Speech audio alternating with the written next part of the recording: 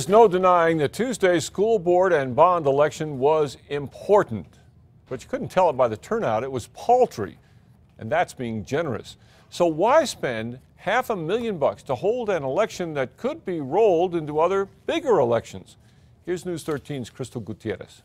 Dick, each one of these ballots cost pennies to print, but everything else about the election was expensive, and even the county clerk thinks there's a better way to spend taxpayer dollars.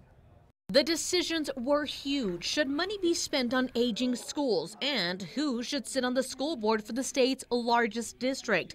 But so few registered voters in Bernalillo County actually showed up for Tuesday's school board election. You will have significant chunks of time during the day when there are no voters in the site. County Clerk Maggie Toulouse-Oliver says a little more than 3% of all registered voters bothered to cast a ballot.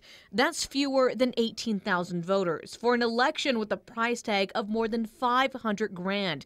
Now that comes out to about $30 a vote. It's an expensive election per voter, yes. Especially when the general election was just 4 months ago and a municipal election is coming in October. So why not combine school board elections with others where turnout is much higher?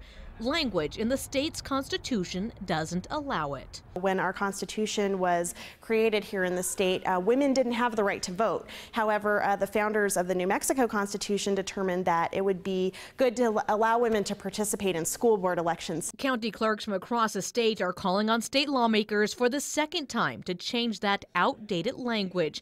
APS board member Kathy Court says the cost-saving benefits and possibly getting more voter turnout are a plus, but she's heard of some cons. And more often than not, a school board election might be at the bottom of a ballot, and you get ballot fatigue. Is a voter going to go all the way down that ballot? Court says another concern, issues like school board races and school construction could get lost in a bigger election that deals with more publicized political races and more publicized projects. Now, if state lawmakers agree to the county clerk's proposal to change the Constitution, the question will then be put on the ballot in November 2014 and left for voters to decide. Back to you. Okay, Crystal, this would actually be the second attempt for that proposal. It was on the 2008 ballot, and it came up just a half point short of the 75% approval required to pass a constitutional amendment.